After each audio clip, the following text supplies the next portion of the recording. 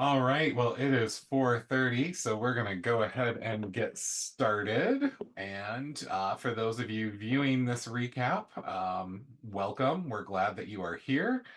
I'm going to go ahead and share my screen and really quickly go over the agenda for the evening before we dive into things. So today we're looking at Units 5 and a little bit of Unit 6. And you can see we're going to turn things over to Phil for a little bit more in a little bit on both the problem soils and the corn versus cotton stuff we've talked a little bit about before, but with a new lens as we move into that lead up to the Civil War, which is the culmination really of a year's worth of lessons that talk about kicking that can down the road. We've been kicking several important issues down the road for the entire scope and sequence of this course here. So we're going to see the effects of that with our network session tonight. I'll get a little bit into the spread of slavery, backtracking to the Northwest Ordinance before we start to move into Unit 6, which launches the Civil War proper. So today we're really going to start, however, with a discussion, if I can find the right tab here. Our overarching question for this particular unit is, for Unit 5 at least, is at what point is compromise no longer an option? Um, so we are going to really begin things here today with a discussion on compromise. And, compromising is something we all have had to do in our lives before. And we like to start this unit off with a quick warm-up question where we ask kids about a time when maybe they've had to compromise on something. So if you reflect on all the learning we've undertaken to this point, Unit 5 is where we're no longer able to kick the can down the road. Modern historians might make the argument that that statement is false because even after the Civil War ends, many issues remain unresolved, but even into today. But as your students will discover over the course of the next few weeks, the issue of slavery is going to come to a place where we can no longer just ignore the problem and hope it will go away. So we give students this warm-up question, and if I think about times that I've had to compromise, and I'm going to make Phil talk about a time when he had to compromise in just a moment. So start thinking there, Phil. I think that in a lot of cases, when you enter into a marriage, there's a lot of compromise. I can definitely think of some times with my wife where we may have had some differing points of view, but we sit down and we talk it out and we, meet somewhere in the middle. So when I think of a compromise, I think of meeting someone somewhere in the middle. Phil, what do you think? What's a time you've had to make a compromise? Well, when you develop curriculum for a living, you're you're forever compromising between three corners. You know, the research that says this is a topic that kids ought to know, and then the teachers that are trying to get themselves trained so that they can do that in the classroom. And then you've got the bureaucracy, which shows up in a lot of ways, allocation of the number of minutes that you have, the standards as they are adopted through a long political process that often involves a lot of compromise. So it's been a chunk of my life for about, I don't know, about a half century now. Oh, and standards writing. Yeah, I blocked that completely out of my head. Tons of compromises were made when we were working on the state social studies standards, that's for sure. But to keep it on a more positive spin, Phil and I have developed curriculum together for years at this point, and we constantly compromise. Phil and I will go back and forth over how this thing should look and be presented, and in some cases, I agree with Phil, and in some cases, I stake out on my own path, and in some cases, Phil's okay with that, and in some cases, Phil pushes back further. So he and I have developed a friendship and relationship where we are constantly trying to meet each other in the middle in certain places to the hopeful benefit of the students around the state and the teachers that come to our trainings. So, compromise, yay. I think a couple of other examples in my career, I've compromised on a number of occasions, but now that my years remaining to retirement have entered single digits, I compromise a little less and less on certain things. Great example of this is a debate I have about a great friend with a great friend and colleague quite often about compelling questions in social studies. She and I both match the research in every way except one very important one. We both believe a compelling question should be big, broad, and arguable, which our question here, when is compromise no longer an option, definitely is. Um, and we both believe that it should represent an enduring understanding of a concept or a topic from the field. But where we differ is in our definition of student friendly. And while I've let a lot of arguments go over the years, I've started staying steadfast in my resolve that a question like, at what point is compromise no longer an option, is far friendlier and more interesting to students than her suggestion of what the unit's compelling question should have been during development, which was, what were the opinions of people in the decade leading up to the breakout of the Civil War in America that led to and deepened the divides, thus making the war inevitable? There's a lot in there. And I think that we can, whittle that down to something a little more simpler, like at what point is compromise no longer an option? I'm just stubborn enough to go to bat for the 12-year-old versus the 52-year-old. So whenever I have conversations with teachers or colleagues about compelling questions now, I push until we land more at questions like the one that frames this unit. So what's the time that you made a compromise is the question that we're going to ask our kids here. And, Phil and I have both given you some examples already. So I'm going to continue moving into this lesson. So this unit, like we've already mentioned, is the culmination of all the compromises that our first batch of leaders made, in the new nation. So a great thing we ask students here is to reflect on what they've learned so far. We ask them to list as many compromises they can remember from their studies this year. So right here on this overview presentation slide in your student journal, list as many of those compromises as you can remember. Here's the sorts of things we hope to hear from that question. We hope to hear them mention something about, like those compromises at the Constitutional Convention, the Three-Fifths Compromise, the New Jersey plan, the Connecticut plan, all the different plans that came together to form what our system of government would actually be. Those are some great compromises. I would love to hear someone mention some of the more recent stuff, like the Missouri Compromise, which we talked a little bit about last time, um, and the settlement of the West and all of that. So basically, we're doing a lot in our intro pieces with students on reminding them of what a compromise is and how many times we've studied it this year. Now, I like to bring this next picture in because it's famous and kids really take to this story. But I bring this picture in and I don't tell students anything about it here. This is to sort of whet their appetite. And we come back to this picture multiple times throughout this unit until they finally get the story. So it's really like 3, 4, 5 days into the unit before they finally get the story behind this image that we keep sharing with them. And I asked them to make a prediction here on what they think the story behind this picture might be. And then I like to pause with students and take a few minutes and have them make those predictions and actually go through. So again, in tackling some of these compromises made at the convention and beyond, we review now for students in the hope that their list matches yours, especially when reviewing the units we just completed on the reformers and their role in shaping society during this time period. We also in this unit will introduce Henry Clay and Calhoun and Webster. These are three men with three different backgrounds and three different views on things who all fought hard to keep the nation together. Their efforts would ultimately fail, but it's important to note that their discussions, their debates, and their ideas, because we probably held together a lot longer than we might have without their efforts to compromise and hold the nation together.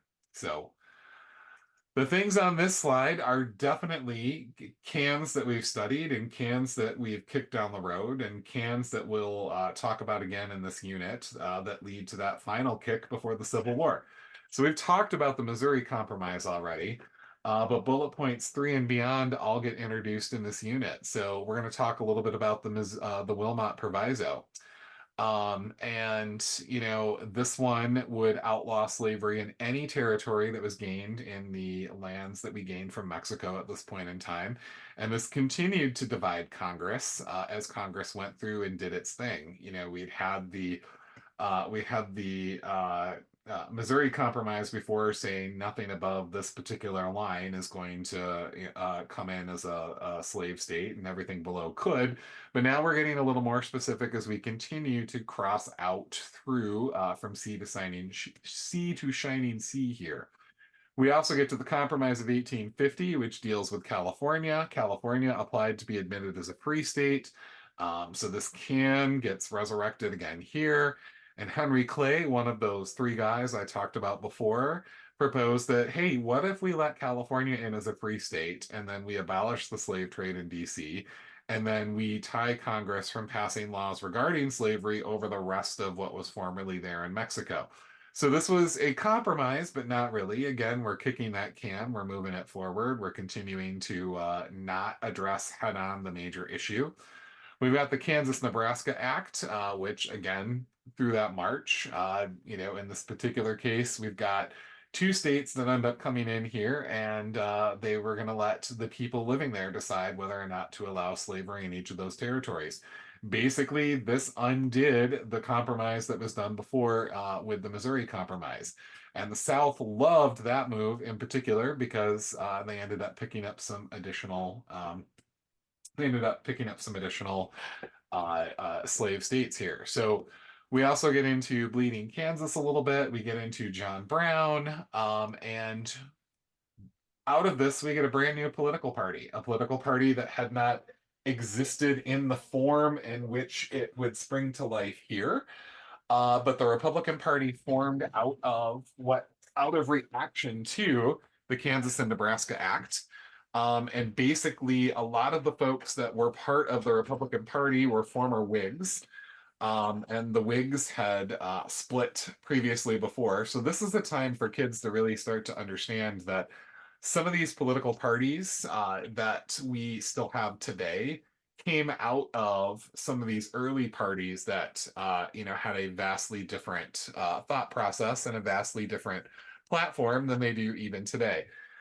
So the new Republican Party started to gain strength in the North, and basically this continues to lead us into what happens with the Civil War. So we introduced some G-spec in this particular unit like we have in some of the others.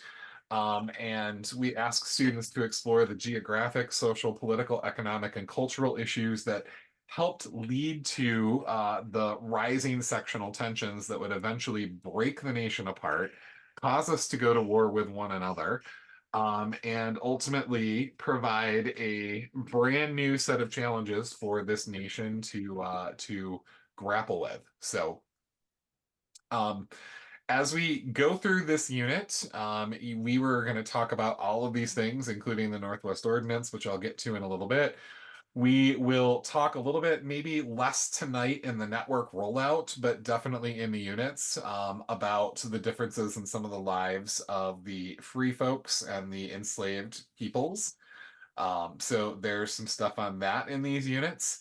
And as slavery continues to spread, we're going to actually be able to take a look at a really cool interactive graphic that I did not design, but I wish I had, I wish that Phil and I had designed it together. And who knows, maybe we will still do some work in that space. But there's a really cool interactive that we're going to talk a little bit about here that shows the expansion of slavery over time. We're going to get a little into the Fugitive Slave Act, which in this particular case was definitely another contributing factor to that rising sectional tension. Um, and we kind of cap it off with Dred Scott versus Sanford and the election that would ultimately bring Abraham Lincoln into power, which then, of course, leads us to the opening of the Civil War. Now, later in this rollout, because we're doing part of Unit 6 as well, we are actually going to get into a really big debate that has reared its ugly head again over the last couple of months, which is what really did cause the Civil War? Is it, a states' rights issue, or was it over slavery? So we're going to talk a little bit about that a little bit later. But First, I am going to turn things over to Phil to take us back through some of the activities that we've already led through with a or that he's already led us through with a slightly new spin. So, Phil, the screen is yours, and I am your willing participant here.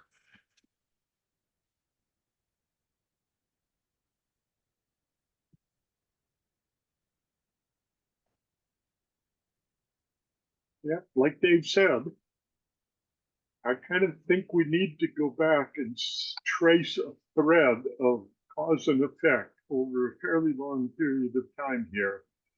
The goal here is to keep trying to put together this chain of cause and effect that leads over time to the Civil War, because it addresses directly some of the questions that Dave was just raising.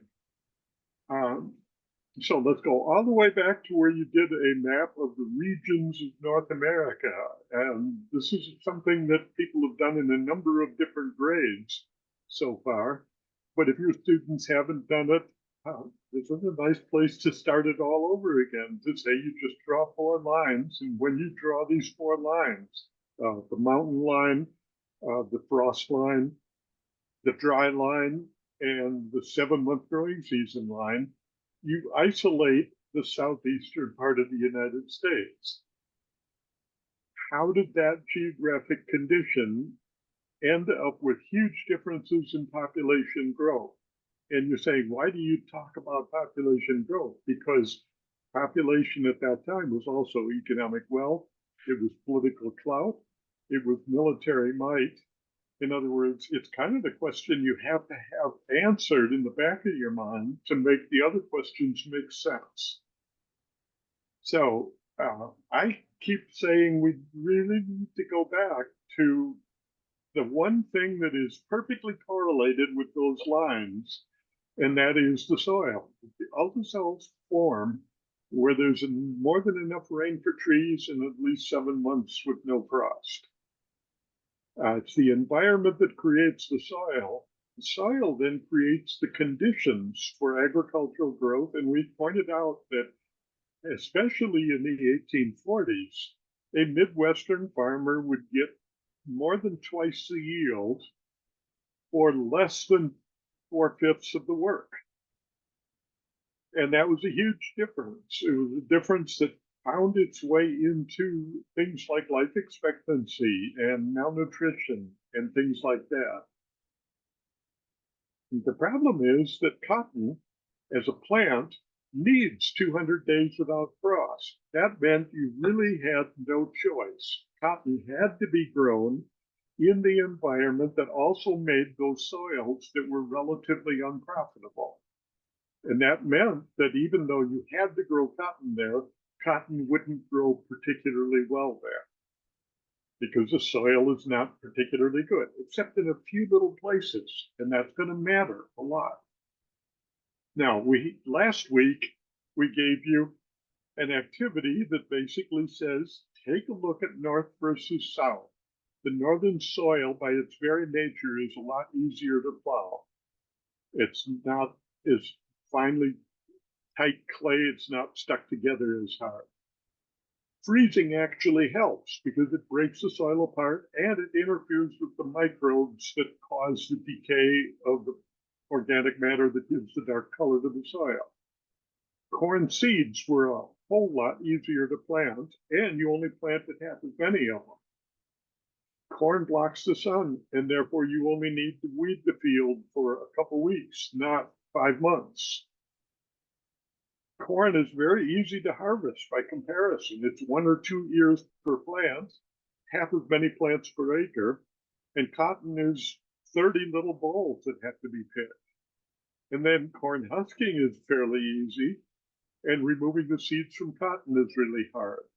And the key point is that the labor requirement for cotton, and incidentally for tobacco and sugar, made it a whole lot harder to be an abolitionist in the South.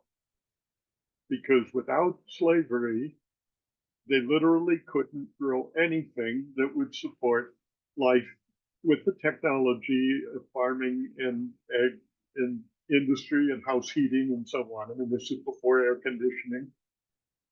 You literally had to grow cotton, but cotton took an enormous amount of labor. And that, I think, led to what I will call the big lie of the 19th century. The big lie being that a Black African was not fully human. And I mean, mathematically, maybe not exactly three-fifths of a human, but not fully human.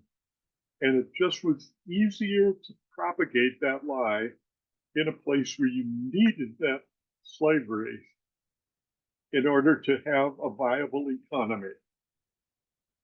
And therefore, the lie was propagated from every part of the economy, from the politicians, from the bankers, from the plantation owners, even the ministers were searching through the Bible to find Bible passages that would say, St. Paul actually advised the slave to be good to their masters, and, that kind of thing.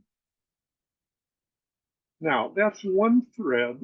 Then there's this another thread that says the plantation economy really only worked in a small part of the South, specifically in the Mississippi River Valley and a zone of limestone-based soils that's called the Black Belt in Alabama. That's where the majority of the plantations were. The tobacco farming of the Virginias, by the time of the Civil War, that had pretty well started to die out. The international market wasn't there, and there were lots of other jobs in government and things like that.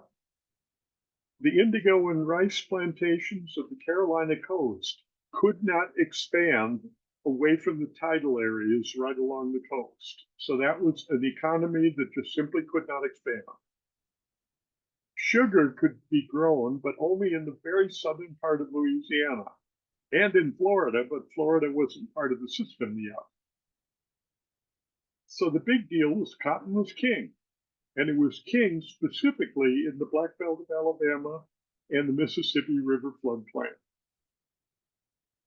So that led to the forced migration of nearly 1 million African slaves were sold from plantations or brought by plantation owners that were moving out of the Carolinas, out of Virginia, over to those two little areas of fertile soil in Mississippi and in Alabama. Nearly 1 million people were forcibly moved across the South.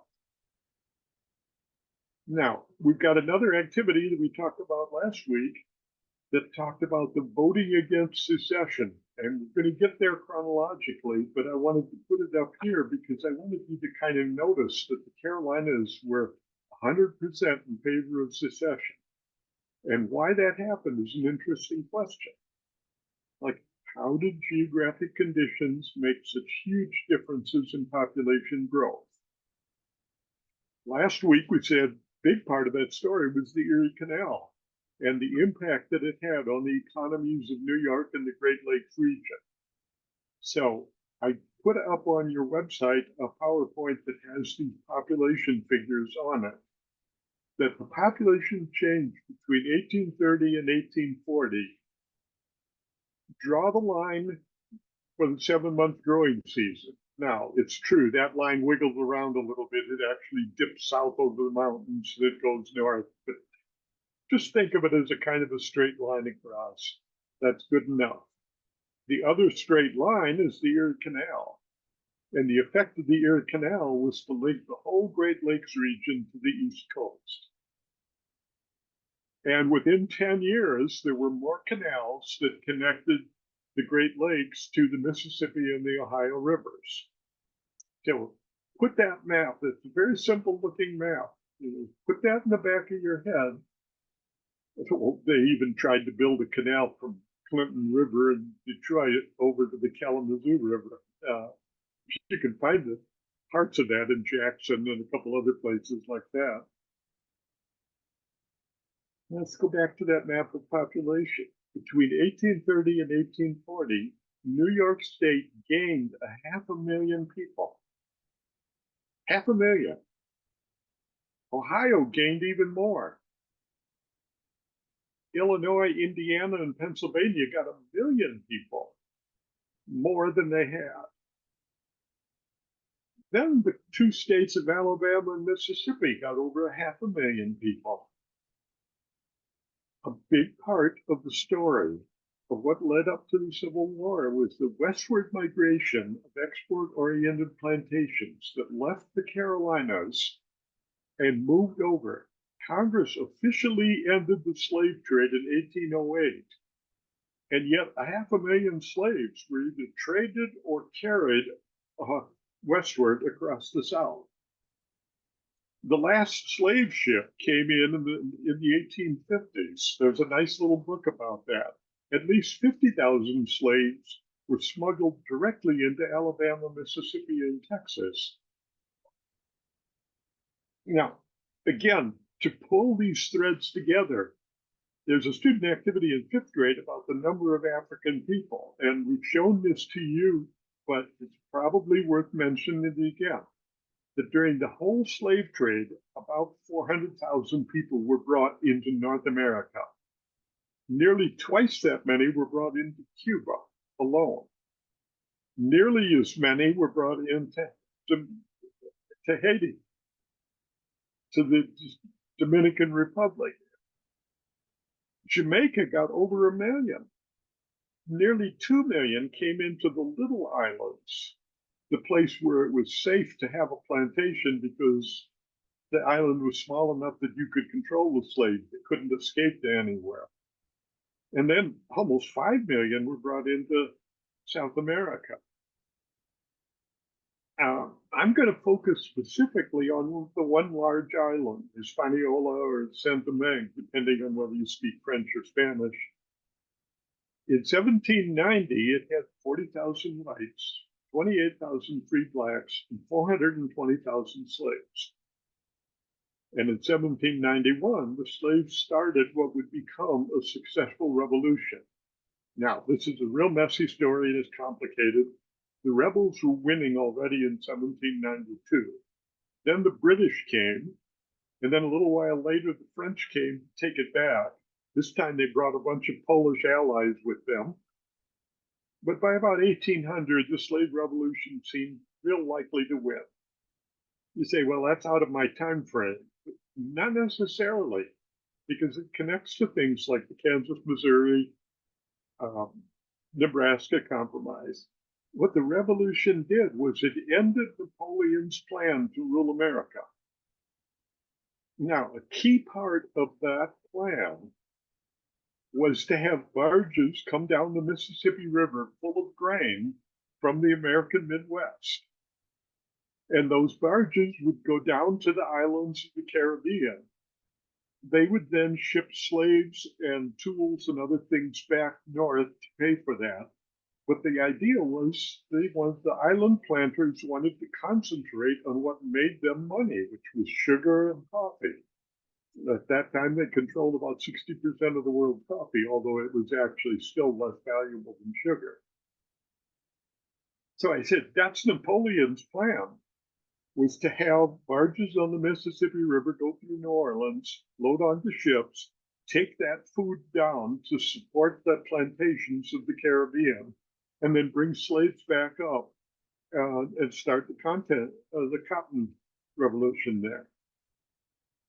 The Haiti slave revolt ended that plan. And when the Haitians finally ended that revolt about 1802, Napoleon had to get rid of Louisiana. He didn't have any reason to have it anymore. This is one of these weird little facts that's kind of interesting.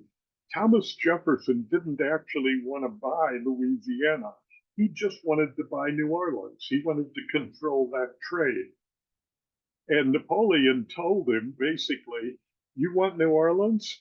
You're going to have to take the rest of New Louisiana along with it. And Jefferson said, well, that's a little bit more than my budget allows, but yeah, let's go for it. And he signed the papers without actually knowing how he was going to pay for it. And in a sense, that set up the Kansas-Missouri, Nebraska compromises and all of these other things about whether slavery would be allowed into the Western territories. Simultaneously, there's one more thing happening, and that is the invention of the steamboat. What the steamboat did was to make it possible to go upstream on the Missouri and Mississippi and Ohio river systems. In 1800, with the barges, it took 3 to 4 months to get from New Orleans to Louisville. By 1820, that's 12 years after the first steamboat, it was down to 3 to 4 weeks. And by 1840, it was down to 4 to 5 days. That led to an absolute explosion in the use of steamboats.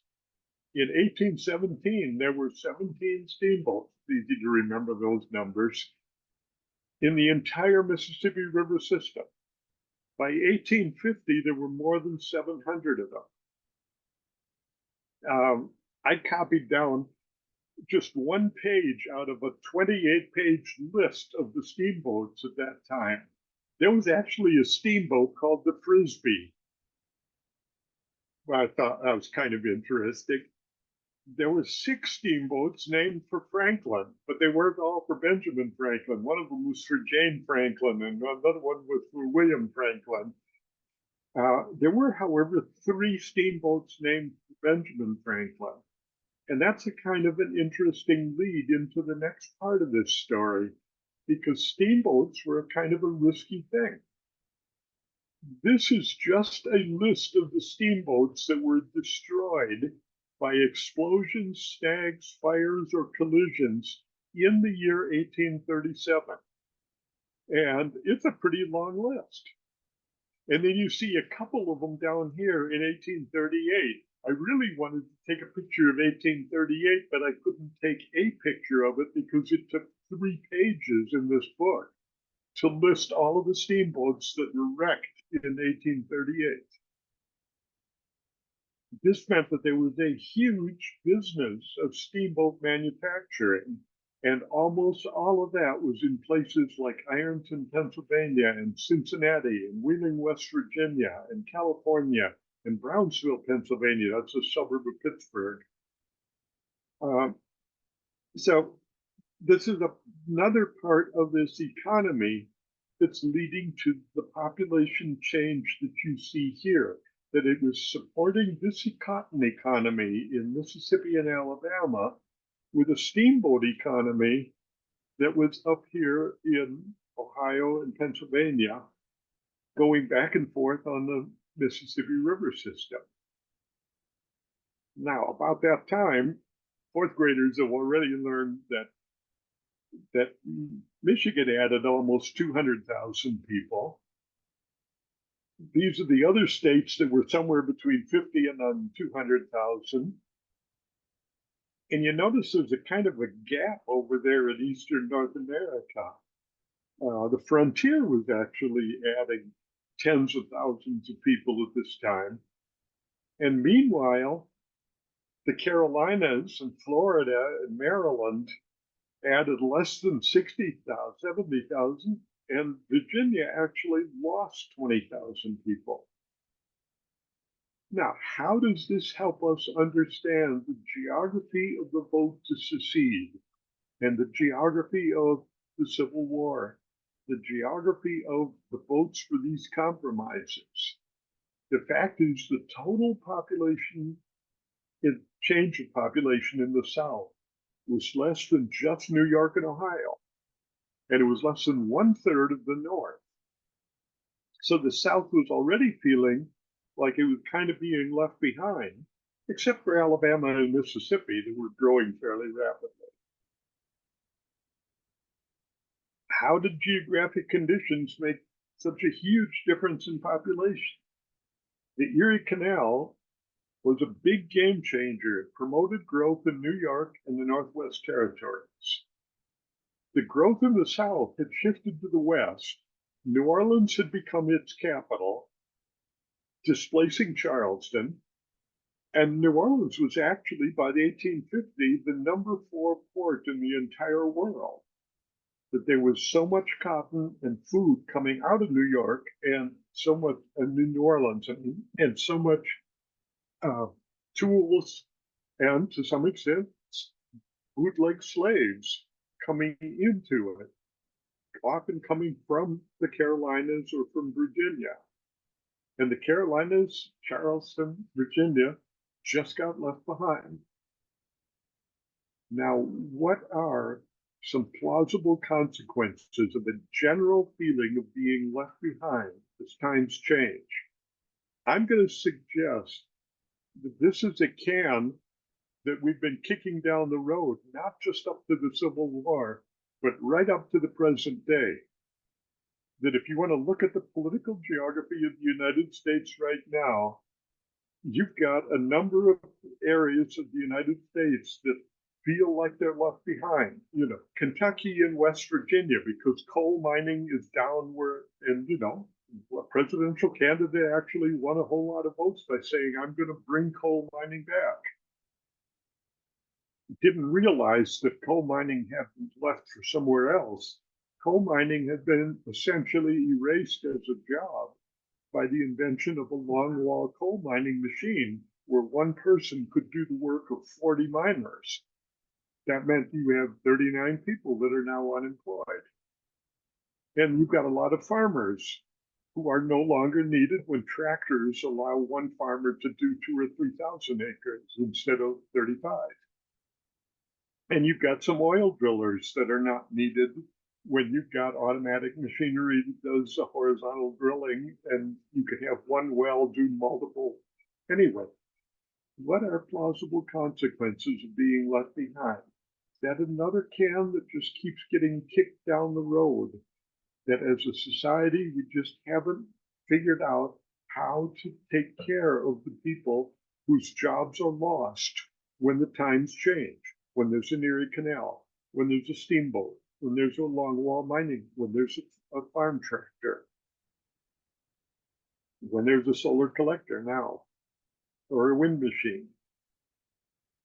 So I'm not in the least bit surprised that when Dave puts up this picture here, that it's people from South Carolina, because I think that one of the things that happens when you perceive the world as passing you by and you're being left behind is you begin to elect people who are a little bit more fundamentalistic all the way around. And I suppose that's probably where I'll pass this over because I've already used up about 4 minutes of Dave's time. So I will punch the stop share over here. You're on. All right, thanks, Phil. I'm going to share just the window here. So bear with me 1 second here while I figure out exactly where this is now. Let's see. Safari. There we go. It's moved around just a little bit. So yeah, at this point, I like to bring this story back for the students and say, after teasing it a few times, which Phil participated in the tease as well. After teasing it a few times, I like to then bring it back and finally let them know, hey, you are finally going to get to know the story behind this. So if you're paying attention to my tabs up here, I'm going to close this one and move into this particular PowerPoint here. So we have a PowerPoint on Charles Sumner, Dred Scott, and the rising tensions between the North and the South, where all these stories are going to continue. So here is once again that very, very famous graphic. But let's backtrack a little bit and let's take a look at some Supreme Court cases, including one in particular. You've got a slave from Missouri named Dred Scott. And for a portion of his life, he lived in Illinois. And Illinois was a free state. And so you have all these weird gray areas with slaves in a free state. What does that mean for them? Or freed slaves in a slave state. What does that mean for them?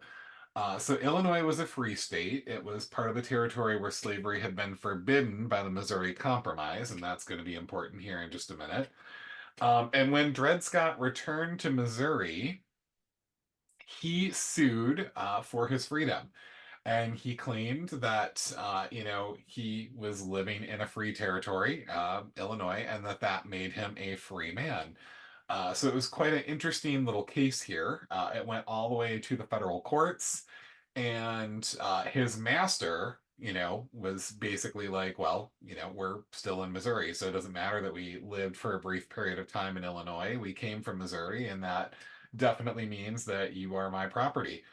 And his master also claimed that no pure-blooded person of African descent and the descent of slaves could be a citizen based off of Article 3 of the Constitution. So these were the classic issues of this particular time period. And in this particular case, the opinion or the question for the Supreme Court here was, can a Negro whose ancestors were imported into this country and sold as slaves become a member of the political community formed and brought into existence by the Constitution of the United States, and as such become entitled to all the rights, privileges, and immunities guaranteed by that instrument, the Constitution, to the citizen. So again, this is the actual language from the court's majority opinion here. So all of those misspellings and the parentheticals, the misspellings are intentional, and the parentheticals were added a little bit later. And in the opinion, they wrote this: one of which rights is the privilege of suing in a court, the United States, in the cases specified in the Constitution. So basically, the question before us is whether the people described in this case make up a portion of this people and are constituent members of the sovereignty or country. We think they are not, and that they are not included and were not intended to be included under the word citizens in the Constitution. And therefore, we can claim that they have none of the rights and privileges with which that instrument, the Constitution, provides for and secures citizens of the United States. So basically, if you want to translate this into modern English, there's one more page here first. On the contrary, they were at that time considered as subordinate or less important and inferior class of beings who had been subjugated by the dominant race and, whether emancipated or not, remained subject to their authority and had no rights or privileges but those or such as those who held the power and the government might choose to grant them. All of this is to say it was a 7-2 decision that was found in favor of Dred Scott's master, Sanford. And basically, they said that he was a slave, and under some very specific parts of the Constitution, only citizens of the United States could be the citizen of a state. And this also had the unintended side effect of basically making the Missouri Compromise unconstitutional. So this is a very important court case, but what does it have to do with this? For that story, I turn to one of my favorite sets of books. I definitely recommend, if you have the opportunity to pick up Joy Hockham's A History of Us, to pick those up because they do a really good job of telling some of America's story. She's a very natural storyteller, and she does a great job. Here's what she wrote in the books, presented with some permissions here. Back in Washington, D.C., the abolitionist Senator Charles Sumner stood up in Congress and spoke for 2 days. This is what we like to call a filibuster. Congressional debate usually follows rules of good manners. It makes sense to be polite even to people you don't like. Sumner didn't consider that, though. He called Missourians murderous robbers and hirelings picked from the drunken spew and vomit of an uneasy civilization. I love this quote. I'm going to read that again because I love this quote. He called the Missourians murderous robbers and hirelings picked from the drunken spew and vomit of an uneasy civilization. I noticed Phil chuckled a little bit in the camera as I read that one aloud. This was just the start of it, however. He then managed to insult South Carolina Senator Andrew P. Butler and even talked of South Carolina being shameful imbecility. It was not the kind of speech that could lead to compromise or the working out of problems, but nobody expected what happened next. 2 days later, Preston Brooks, who was a cousin of Andrew Butler, walked into the Senate. He walked right up to Charles Sumner, who was seated at his desk, and began beating him on the head with a gold-topped cane. Sumner's legs were trapped under the desk. It was bolted down, and he could not move. He was almost killed. He was absent from the Senate for 3 of his 6 years of his term because of his injuries. The Richmond Inquirer praised Brooks's action and said the vulgar abolitionist must be lashed into submission. Brooks received new canes from all over the South. So basically, Brooks came in and was like, "You insulted my state and you insulted my cousin, and how dare you?" Started beating him with a cane, and the people from his home state's reaction were, "Gosh, this guy needs a new cane."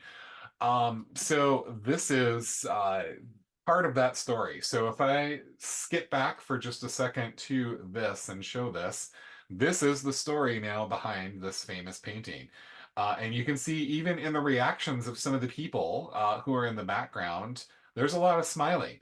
There's a couple of people that look like they might be trying to hold others back, but there's definitely some smiling. And this is not the decorum from which we generally like to see from our elected officials. So basically, some other things came out of this, like this quote: the symbol of the North is the pen, the symbol of the South is the bludgeon, which is seeming to suggest that maybe the North feels that they're a little more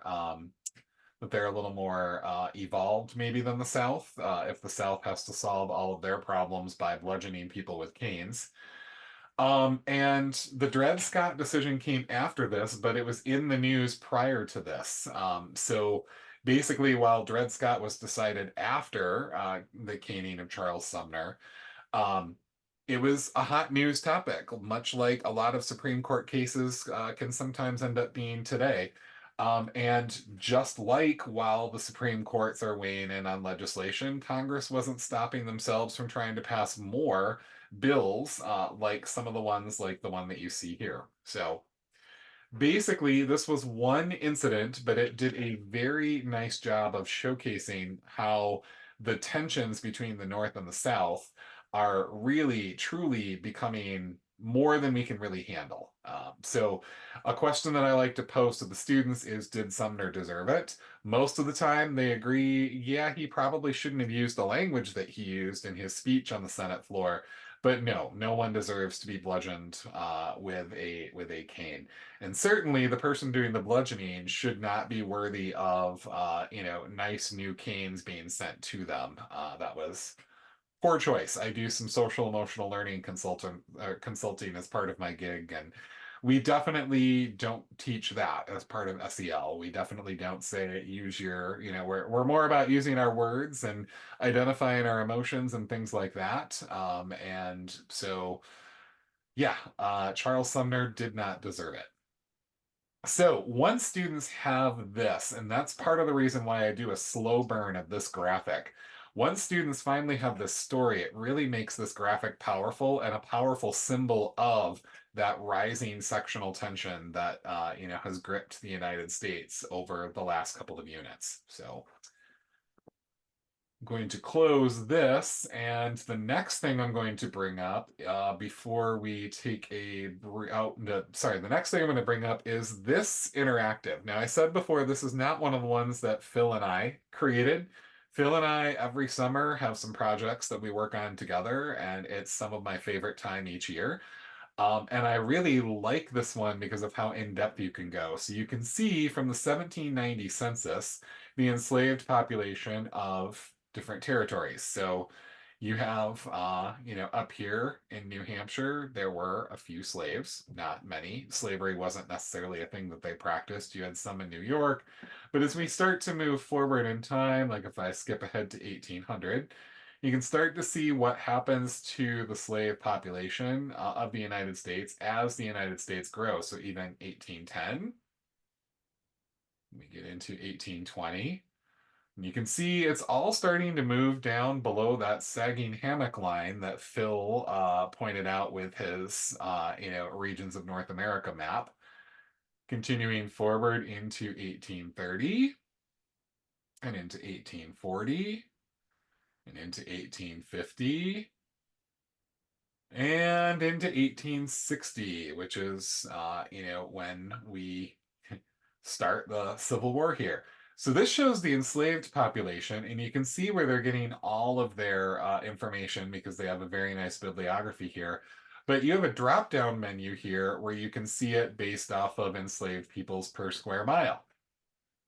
So let's go back and sort of trace it through here. So enslaved persons per square mile, not a lot. It's growing. It's moving south, moving southward. It's all moving below that sagging hammock line for the most part, all the way up to 1860. If we go back to the beginning again and we choose where are all the freed slaves living, here it is in 1790, moving up to 1800, 1810, 1820, 1830, 1840, 1850, and 1860. Highest concentrations are generally populating above the sagging hammock of that frost freeze line from Bill's. Going into total free population, again, you can sort of trace this as it goes through time. So this is a really cool interactive rabbit hole that you can go down with your students.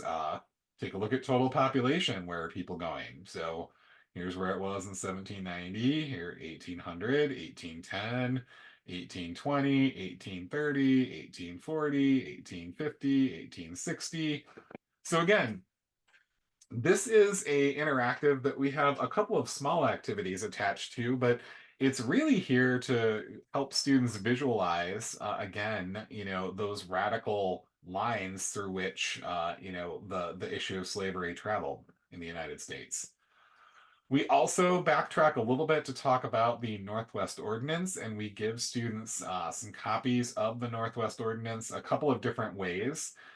We've got this version from archives.gov. We've got another version that I put in there.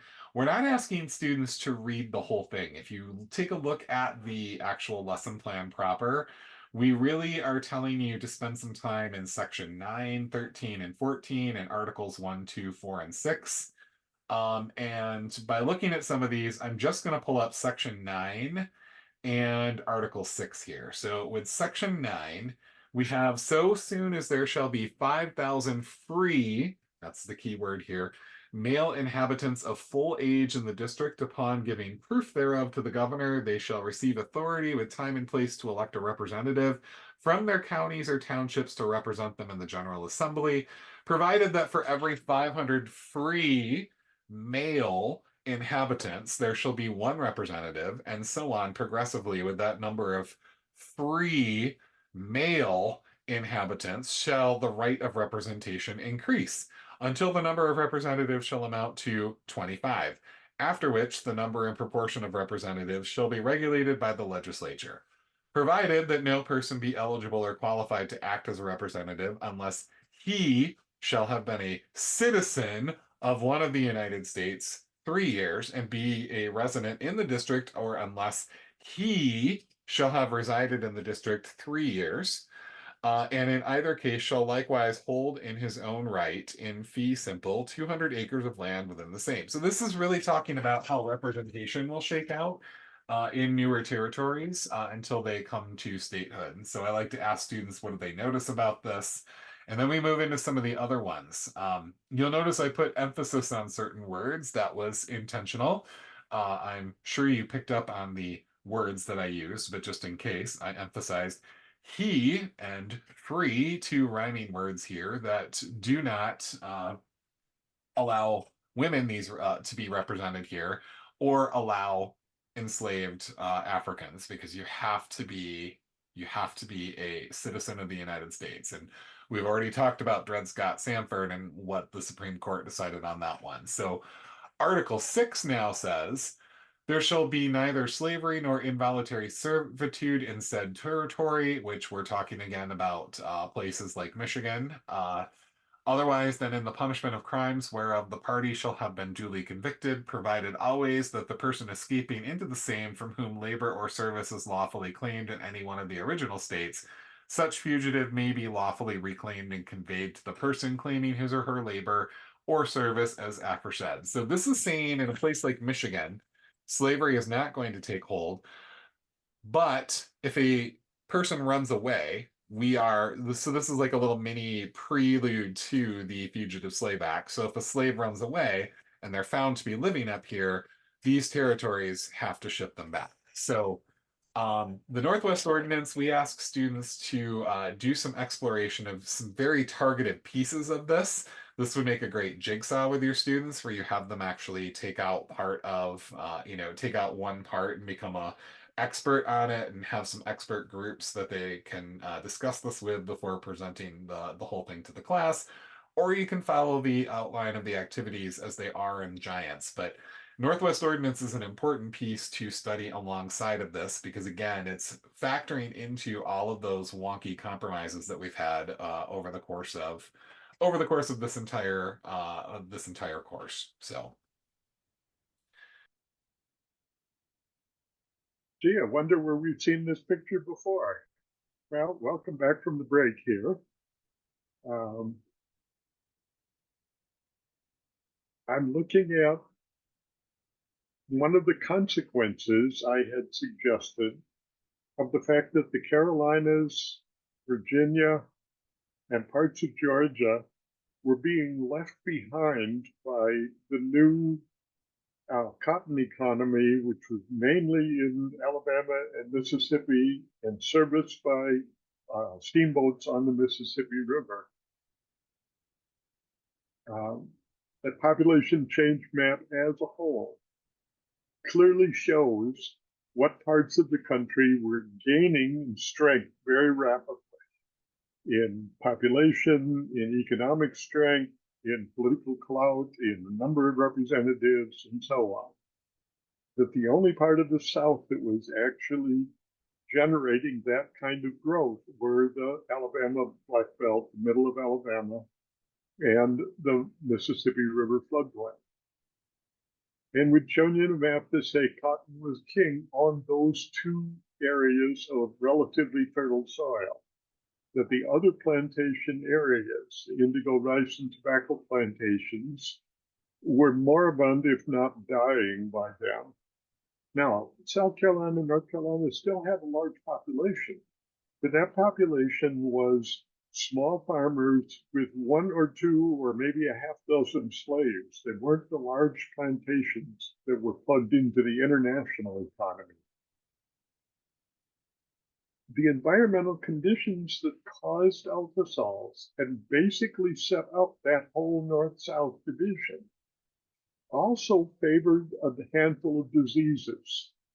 And we think we need to introduce the effects of these diseases prior to the Civil War because they had such a powerful impact on the Civil War.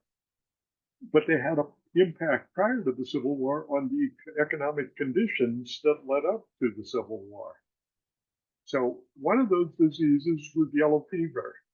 And we give you a website, a student activity on the website about yellow fever in New Orleans. In order to set that up, I took a picture in a cemetery in Savannah, Georgia, about the great yellow fever epidemic of 1820. And this is one of Dave's recurring themes, that when we try to tease out history, sometimes you make the story too simple. To talk about the yellow fever epidemic of 1820. What you've got in the right-hand column of that activity is the record of people dying from yellow fever in New Orleans for the 40-year period from about 1820 up to 1860 at the eve of the Civil War. And in that 41-year period, 6 years had more than 2,000 people killed by yellow fever. 13 years had more than 400 people dead. 27 had more than 100. 2/3 of the years, more than 100 people died from yellow fever. This was a continual drain on that economy, but the map shows you that yellow fever was almost entirely south of that sagging hammock line running through the middle there. It reached up into southern Illinois and Indiana, and then it looped down around the mountains where it was too cold for the mosquitoes to be causing problems up there. But yellow fever was a southern disease. The Giants website also has a student activity about hookworms, a parasite that probably came to America on a slave ship and therefore came here without any of the natural predators that it would have had where it was in Africa. But when it was brought over here, it could spread fairly rapidly. Take a look at the map, though. The area that it spread to was the area south of that line across the middle. It did not spread up into the mountains where it was a little bit colder, but it was endemic throughout most of the states of the Confederacy, most of the states that had yellow fever problems, most of the states that had the terrible soil called the ultracells. Now, as background in the teacher's guide for this activity, we assembled 9 quotations from different primary sources, some of them dating back into the 1800s, one of them coming up right till today. I'd like to ask you guys a question at the end of this. Do you want me to reformat these as a PowerPoint or as handout cards? Or is it better just to have them as deep background and then you can present it as you see fit? But let me walk you through these quotes. Until the early 20th century, we didn't have any idea what was causing the disease. All we knew is that people were tired, lethargic, slow moving, prone to other diseases. They were just debilitated by it, kind of anemic. In fact, iron deficiency anemia is one of the symptoms of a hookworm problem. But until the 20th century, they hadn't actually identified a cause. The 1800s, historians were saying the hookworm, this disease, we didn't know what caused it, but we called it the saboteur for the North. That what it did was kind of softened up the enemy, the enemy within softened up the soldier to make him weaker in the battle with the enemy without. The estimate is that somewhere between 40 and 70% of the Southern soldiers had a hookworm problem when they were conscripted into the war. And when that comes to a place like Gettysburg, where the Southern Army had to attack up a hill to the Northerners on the hilltop, it is a historical fact that a sizable number of them were simply not able physically to get to the top of that hill, that they tried as much as they could, but they couldn't stay up with the attack. That led a couple of historians to speculate that if the Southern Army had not been infested with this debilitating disease, they might well have won the battle at Gettysburg and taken that part of Pennsylvania, which then would have provided a food supply and really changed the nature of the war. An interesting clinical fact is of hookworm disease, and this has been duplicated a number of times. It generally reduces somebody's measured IQ by an average of 14 points. And this was just blamed on, stupid Southerners and so on like this. Think about it for a little while. Southern teachers, when they finally came up with a cure for this, noticed an almost startling improvement in mental alertness following treatment. Now, I don't know how you present that to 8th graders, but this is a historic fact of some significance. Because what it did was it created the stereotype of the lazy, lethargic Southern redneck, the epitomized by the character in Deliverance or something like that. People that have this disease have less physical capacity. And according to an article in the Journal of Economic History, it was part of the reason for substantially lower agricultural production, even in the cotton growing areas. Looked upon as shiftless, lazy, good for nothings who can't even do a day's work. A major factor in holding back progress in the South. Like I say, we're just giving you some quotes. If you control for other demographic factors, an average white was roughly 3 times more likely to have been infected by this problem to a clinically significant degree than an average African. Because it came from Africa, and the Africans have a little bit of a genetic immunity to part of the effects of it. And then what I think is one of the most interesting of these quotes, roughly 30% of the at-risk population in Lowndes County, Alabama, tested and clinically affected by hookworm in 2017. That's what, 6 years ago, 7 years ago? Now, in my travels, personally, the United States has 3,143 counties. I have been in 2,866 of them because I taught a course on the US and Canada, and I did a whole lot of research on agricultural policy at the county level. In my experience, Lowndes County is unique. It is the only county where I was threatened in the county seat by someone saying, "You're just a Yankee carpetbagger down here to cause trouble, and I want you to be out of my county by tonight." And I was escorted to the county line by a beat up old pickup truck. Now, that beat up old pickup truck never got within a quarter mile of me because I was driving a beat up old pickup truck with my National Rifle Association sticker on the rear bumper and a gun rack in the rear window, which tellingly did not have a gun in it at the time, which meant that that gun could well have been somewhere else in the cab. Now, I use that pickup truck for a lot of these travels around here because a gun rack that doesn't have the gun in it and an NRA sticker, when you're parked on some rural road someplace, people are not going to mess around with that truck because they think you just might have that gun along with you when you're coming back and catch them or whatever.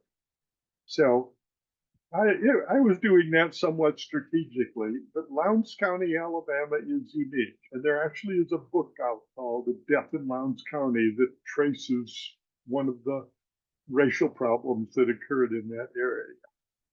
Homicide rates in the United States, I looked up real quickly just to see how this is. Massachusetts is 2 per 100,000 people.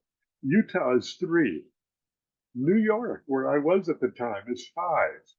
Michigan is twice that. Georgia is a little bit higher.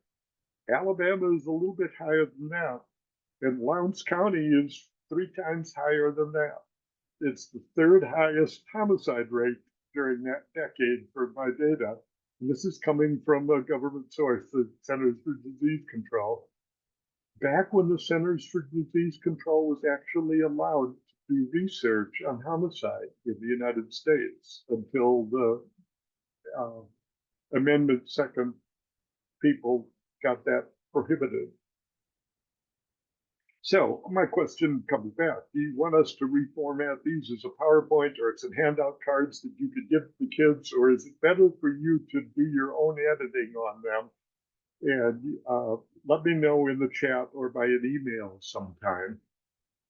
I did give you a PowerPoint that shows, just puts all these maps together so that you can say, this is a long chain of cause and effect, of altosols, of low crop yields, of yellow fever that's almost the identical map, of hookworms that's almost the identical map, of cotton production showing how it had been moving out of these less fertile soils and into the more fertile soils of the Alabama Rock Belt and the Mississippi Valley.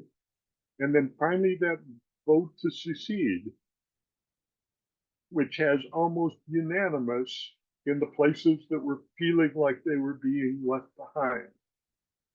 I think it's extremely important not to oversimplify this. It's not that this terrible soil made all these consequences. What it is the conditions that make this kind of soil also allow these mosquitoes and this soil worm and this crop to grow. In other words, all of these things that the South has that the North does not have are connected to that basic line of the 7-month growing season.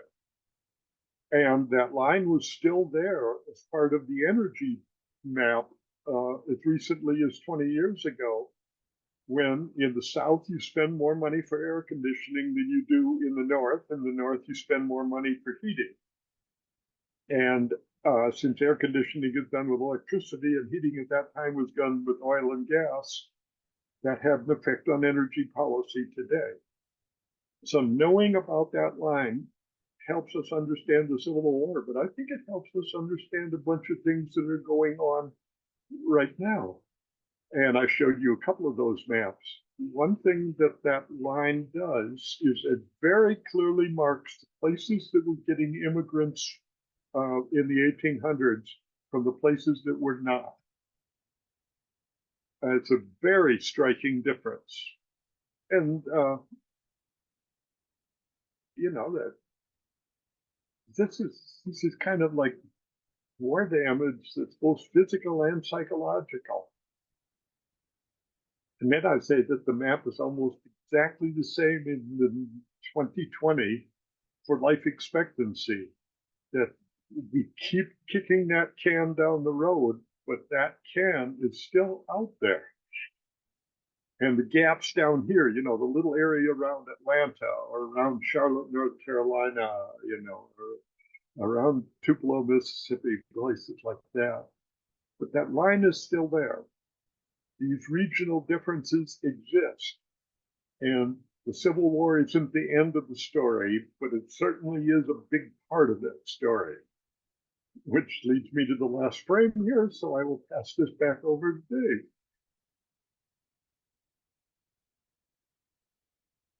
All right, thank you, Phil. We're making really good time tonight. That's awesome because really there's one last thing here, and we are going to spend a little bit of time here, but the big last thing that we're going to really delve into here is launching Unit 6. Now, I say launching. It is still a 3 lesson unit, but we are doing the first supporting question tonight, and then next time we'll come back and do 2 and 3, and we will do Unit 7, which is Reconstruction. Um, and so really, our question on compromise is now over, and we're moving into this idea of, can you win a civil war? So basically, here is the overview presentation, and this is how I'm actually going to end us tonight, is by going through this overview presentation, because the overview presentation also teases and gets into the other activities from lesson 1. There's really only one big one, and I've built the preface to it here in this particular presentation. So in my mind, one of the greatest disservices that we've done to one another is acceptance of a statement that is factually false, and as having the possibility of having some merit. Now, you can probably think of all sorts of modern day examples of this, even from our own current political discourse, but um, every few years we have this debate that seems to kick back into the ether of our society here on what the cause of the Civil War really is. Now, saying slavery is a simplistic answer, and I totally recognize that. And I've had many a conversation with folks who I say slavery, and they go, okay, well, no, it's not, Dave. It's actually about states' rights. Now, where people become a little less cocky then is when I fire back with the question, okay, states' rights to do what? What exactly were the states claiming that they didn't have the right to do? I once got into an argument with someone about this very topic who would hear nothing of my counter arguments. I was simply wrong, and they were simply right. So what I did there is what we'll do here, both in this presentation and in the primary activity from lesson 1 of unit 6, which is we're going to use their own words against them, basically. We're going to examine the secession documents of the states that are most likely to claim that it was not about slavery, that it was actually about states' rights. And after reading their words, we will come to our own conclusions. So let's first though get a little historical preface here. The warm up for this particular unit is, what do you think the word Civil War means? This is a term that we've definitely dropped before to the students before now. If they're first hearing the word Civil War today, the day that you roll this particular thing out, they wouldn't have because they would have you're talking all year about this lead up to this big event.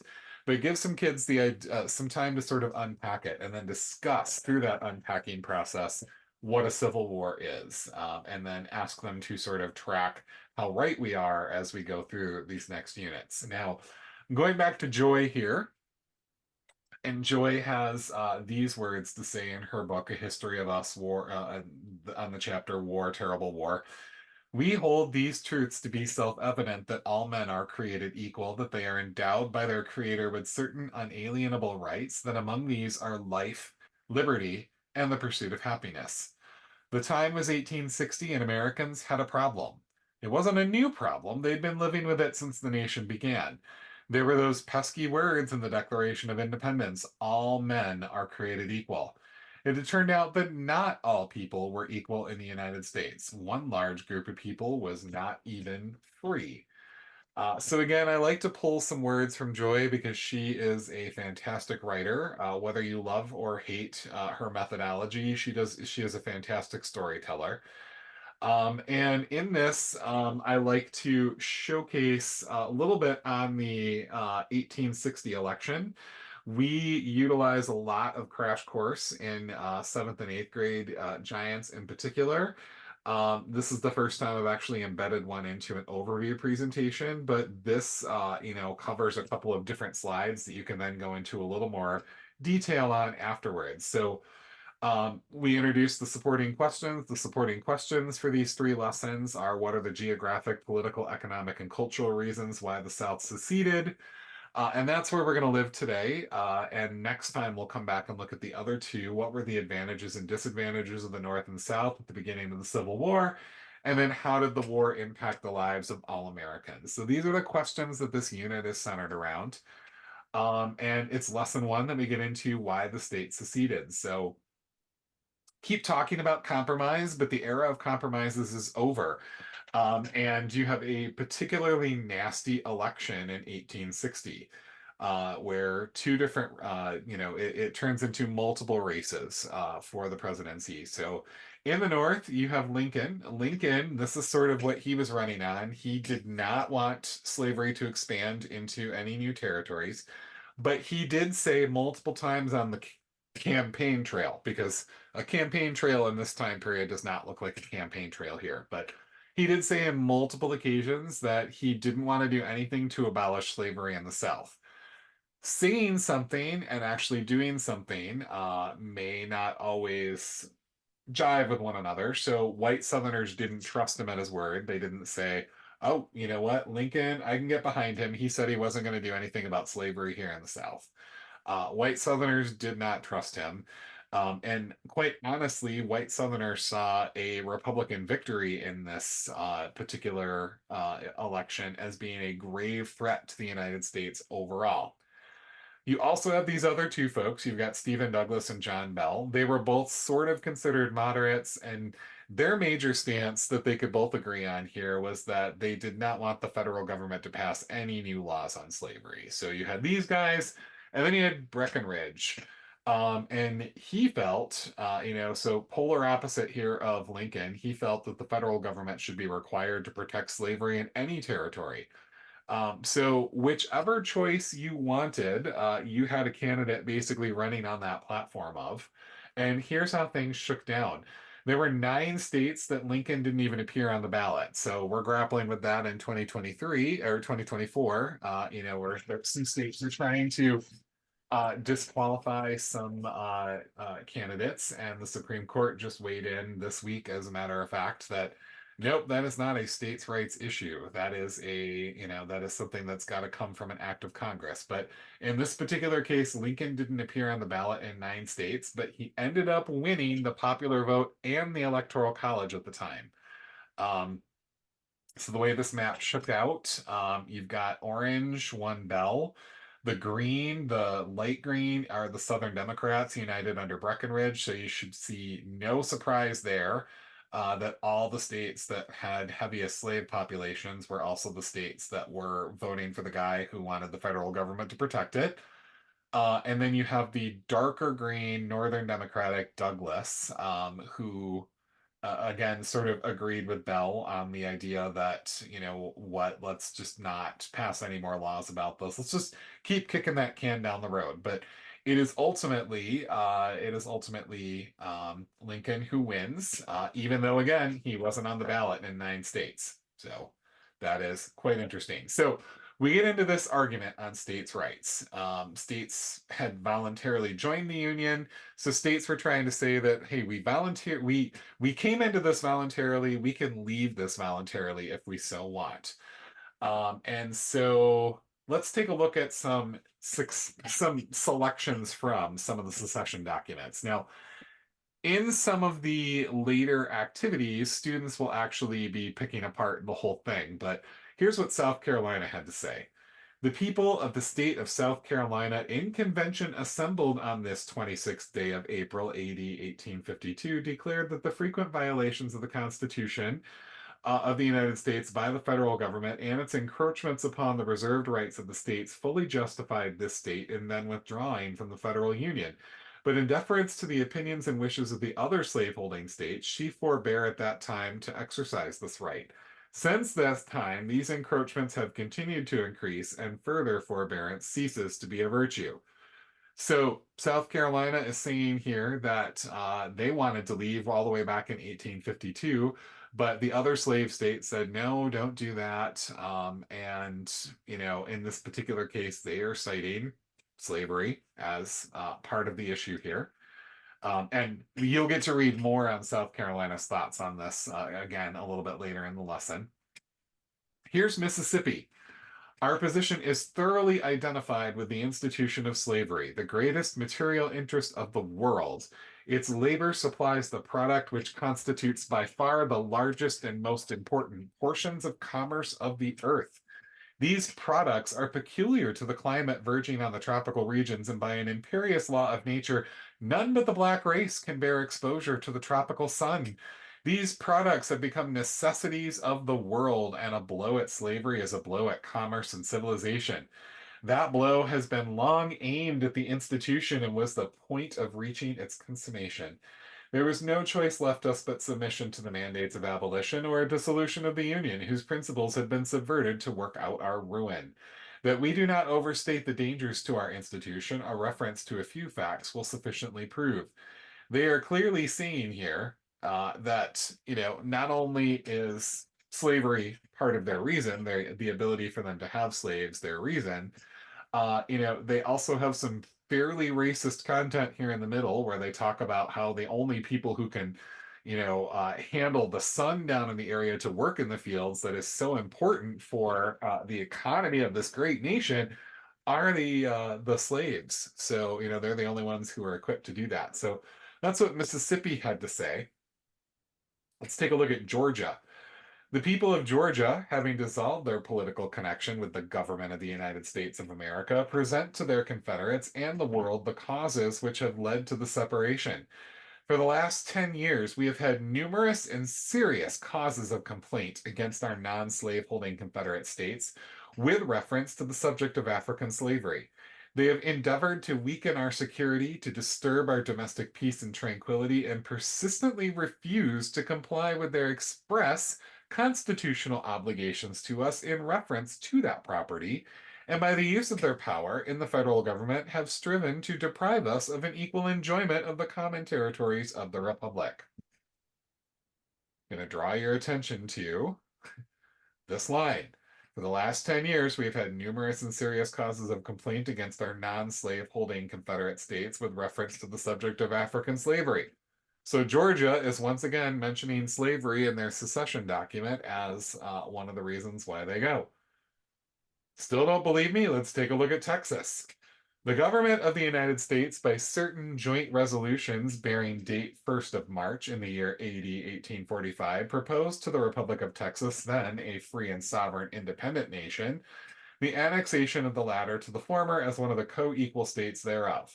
The people of Texas, by deputies in convention assembled on the fourth day of July of the same year, assented to and accepted said proposals and formed a constitution for the proposed state, which upon the 29th day of December in that same year, said state was formally admitted to the Confederate Union. When you actually get into Texas's document, then you get to see, and this is one of the ones that this is one of the ones that students will pick apart as part of the document study here.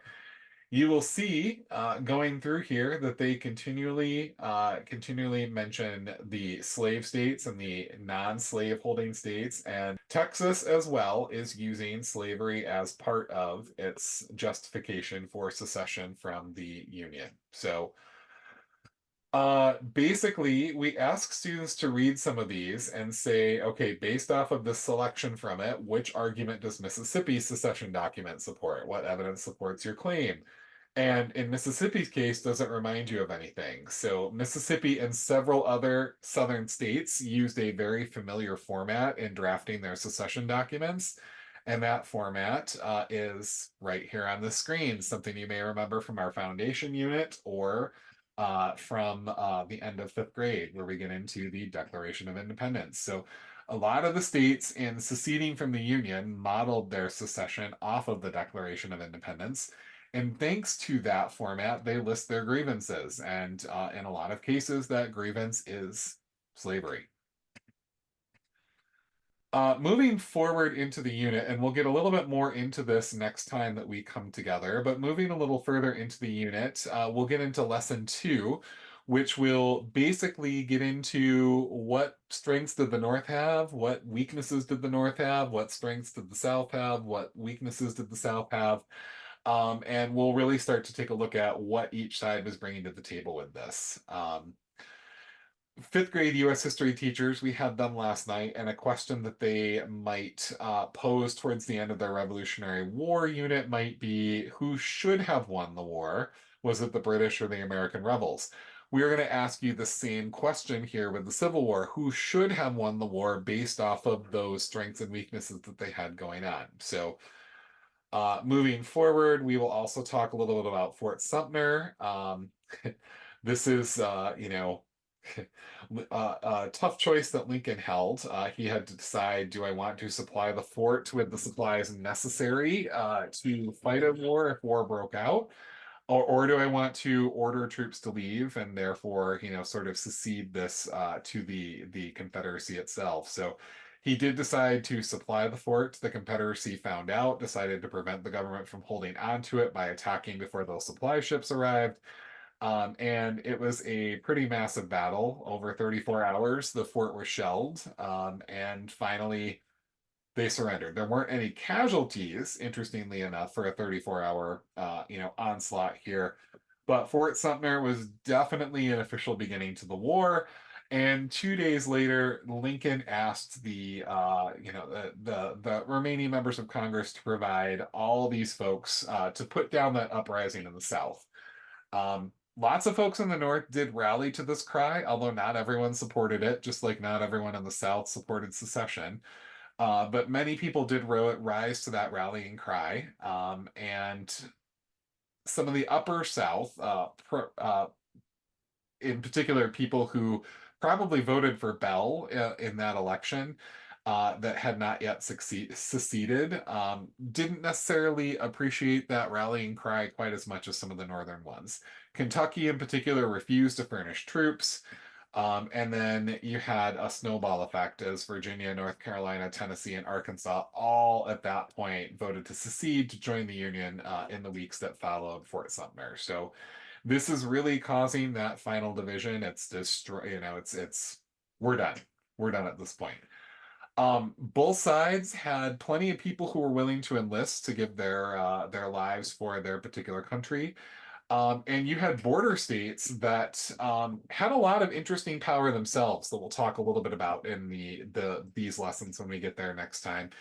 Um, Maryland in particular, if Maryland fell, Washington, D.C. would be cut off. If Kentucky left, we'd lose some of the important waterways. Those would go to the south. And then Virginia split and split again. So this is where you end up with the new state of West Virginia, who returned to the Union. and then the people in Virginia went with the Confederacy. So lesson two is going to deal with some of those major battles and struggles of the war, and it's also going to really get into some of the power of the border states.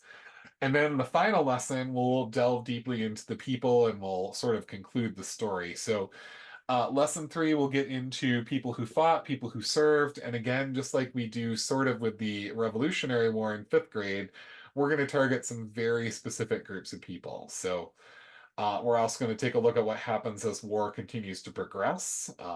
There's some riots in southern towns, and the South did not perform quite as well as I think that they had hoped. And they weren't even a united front either. They began to disagree on a wide range of issues as well.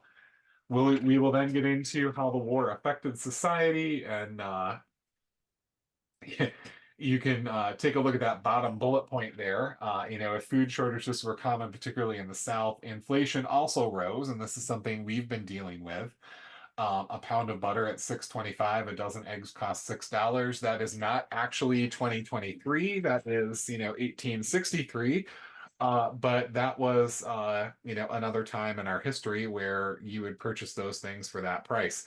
Now, $6 in 1863 time is not $6 in 2023's time. So you're looking at a much, much, much larger cost of eggs comparatively than when eggs were $6 in 2023 last year.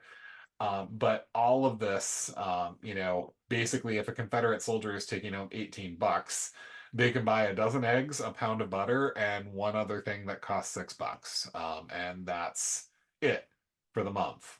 A dozen eggs for the month, butter for the month. I do the keto diet, which uses a lot of eggs and a lot of butter. But I could not make a dozen eggs last a month, nor could I make a pound of butter last a month. So we will take a look at the war's effects on society in the next one as well.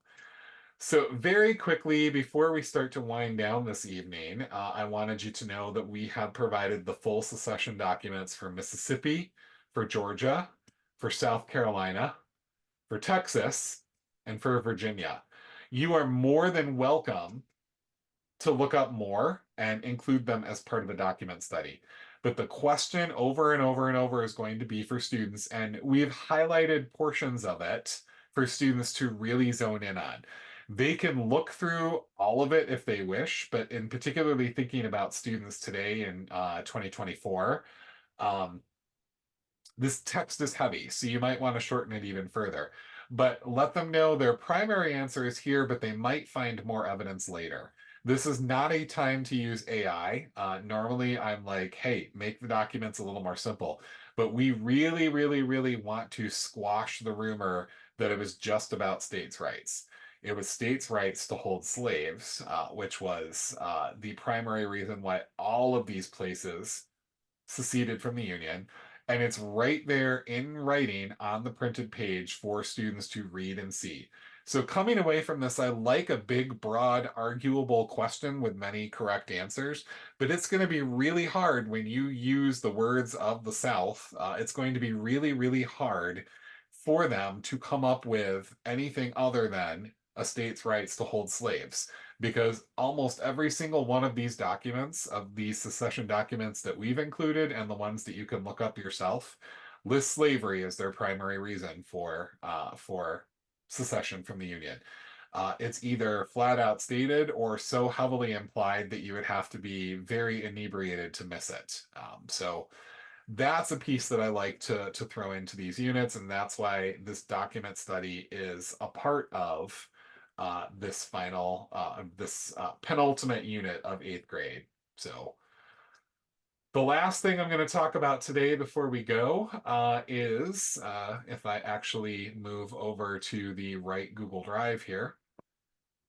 The assessment for this one, because it's been a couple of sessions since I actually walked you through one of the assessments, but if I go into the assessment folder, which is linked in your agenda for the evening, and I pull up the assessment for this one, oops, I pulled up the wrong one. Here is the assessment for Unit 5. You can see that we've got some passages from some different folks here. that are basically, in this case, we're asking students to read these three. So we're practicing some historical thinking skills here. Read these three accounts and tell me, check all of the things that apply. This is one of the item types that students will see on the M-Step, so we're definitely going to want to give students some practice with that sort of thing. That said, this is a much harder question than anything you will see on the state assessment.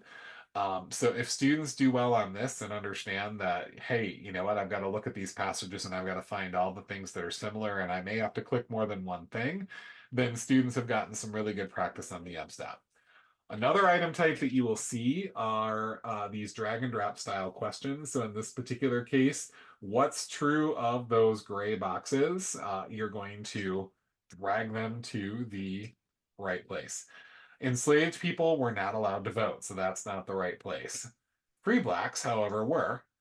Free blacks and whites were, and whites definitely were. So in this case, the correct answer would go here.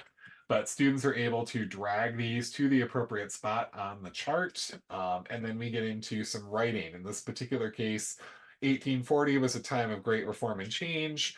You've been denied education. Write a letter to Horace Mann, either from John W. Fields, Frederick Douglass, or Elizabeth Cady Stanton's point of view, arguing for your right to education and how it would better society. So as we continue through all of this assessment, that also dovetails back into some of the stuff we talked about in terms of, the reformers from the previous unit. We get into the Northwest Ordinance and we ask them some questions on that. We get a little bit more into like how would you fill this particular chart here? Like what are some of the arguments again coming from some of the documents? We get into some timeline-based responses, some document study, and a lot of writing towards the end of this one because we really want to see where students are living in terms of their understanding of these concepts. So that is the assessment portion from this particular unit. Well, We're ladies and done. gentlemen, we're going to enter into the Q&A session of the evening. So thank you all for your time and attendance this evening, and we will see you next month for the final portion of the story.